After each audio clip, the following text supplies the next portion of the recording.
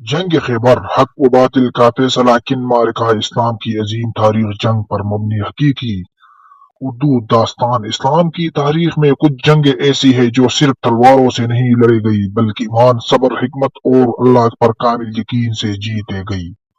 انہوں عظیم معرکوں میں ایک نام جنگ خیبر کا ہے۔ یہ جنگ صرف قلعوں کا فتح نہیں تھی بلکہ سازش ظالم اور دھوکے کا نظام کے خاتمے کا اعلان تھی۔ جنگ خیبر کیا تھا؟ مدینہ منورہ سے شمال کی طرف واقع خیبر ایک زرخیزہ علاقہ تھا جہاں یہودی قبائل آباد تھے۔ یہاں مضبوط قلعے، اونچی فصلیں، گہرے خندق نما راستے اور جدید اسلحہ موجود تھے۔ خیبر کے بڑے قلعے نعم، قلعہ قموس، قلعہ وطیح، قلعہ سلالم، یہ قلعے اس زمانے میں ناقابل تسخیر سمجھ جاتی تھی۔ خیبر والوں کی دشمنی یہودی سردار بظاہر معاہدوں کی پابندی تھی مگر حقیقت میں کفار مکہ کی مسلمانوں کے خلاف بڑھ کر قاتل جنگ احزاب کی سازش میں شامل رہے۔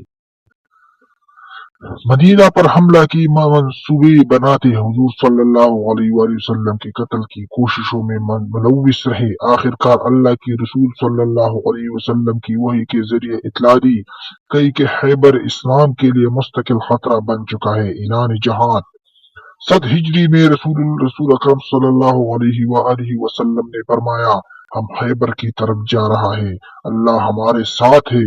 تقریباً 1600 صحابہ اکرام اس لشکر میں شامل تھے۔ یہ لشکر تعداد میں کم مگر ایمان میں پہاڑ تھے۔ مسلمانوں نے خیبر کو گرد پڑاؤ ڈالا۔ یہودی قلعوں نے 13 برساتی کھولتا ہوا پانی اور پتھر پھینکتے مسلمانوں نے صبر سے مقابلہ کیا۔ حضرت ابوبکر اور حضرت عمر رضی اللہ تعالیٰ عنہ نے علم سے لے کر حملہ کیا مگر قلعہ فتح نہ ہوا۔ یہ مرحلہ ایمان کی آزمائش تھی۔ رسول اللہ صلی اللہ علیہ وسلم کا اعلان اگلے صبح نبی کریم صلی اللہ علیہ وسلم نے فرمایا، کل میں یہ جھنڈا اس شخص کو دوں گا جو اللہ اور اس کے رسول سے محبت کرتا ہے اور اللہ اور اس کا رسول اس سے محبت کرتے ہیں، اللہ اس کے ہاتھوں پر فتح عطا فرمائے گا۔ یہ سن کر ہر صحابہ رضی اللہ کے آرزو جاگ اٹھے۔ حضرت علی رضی اللہ کی آمد۔ حضرت علی رضی اللہ اس وقت اشواب چشم پر مبتلا تھے، آنکھوں میں کچھ نظر نہیں آ رہا تھا۔ نبی کریم صلی اللہ علیہ وآلہ وسلم نے اپنا لعاب مبارک ان کی آنکھوں پر لگایا اور پورا شفا ہو گئی۔ عالم حضرت علی رضی اللہ کے ہاتھوں میں دیا گیا۔ قلعہ قموس اور مرحبا خیبر کی سب سے طاقتور جنگجو مرحب زرہ پہنے تلوار لہراتا ہوا نکلا۔ میں مرحب ہوں۔ خیبر کا سورما حضرت علی رضی اللہ للکار کر جواب دیا، میں وہ ہوں جہاں ماں نے حیدر کہا۔ دونوں میں زبردستی مقابلہ ہوا۔ آخرکار حضرت علی رضی اللہ کی ضرب سے مرحب کو جہنم واصل کر دیا، دروازے جو تاریخ بن گیا۔ قلعہ قموس کا دروازہ لوہے کا تھا، کئی آدمی مل کر بھی نہ ہلا سکتا۔ حضرت علی رضی اللہ نے اللہ کے نام پر تنہا اور دروازے کھڑا کر ڈھال بنا لیا۔ بعد میں 8 آدمی بھی اس نے اٹھا سکے۔ یہ طاقت نہیں، ایمان کا معجزہ ہے۔ قلعوں کی یکی بعد دیگری فتح، قلعہ نعم فتح ہوا، قلعہ قموس فتح ہوا، قلعہ وطیح فتح ہوا، قلعہ سلالم سارنگو ہوا۔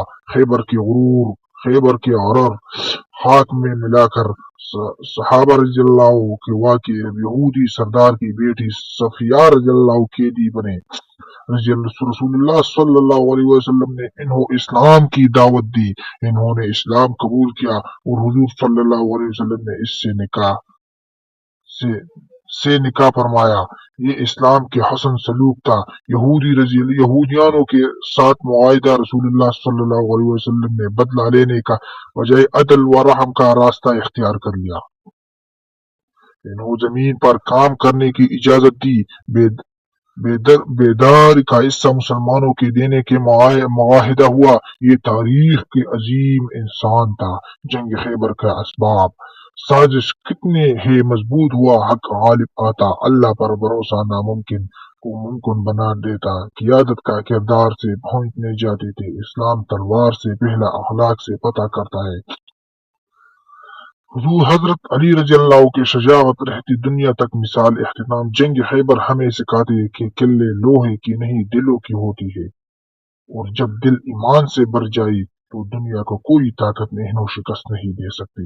یہ جنگ اسلام کی فتح نہیں بلکہ باطل کی بزاحمت تھی، اور اللہ چاہیے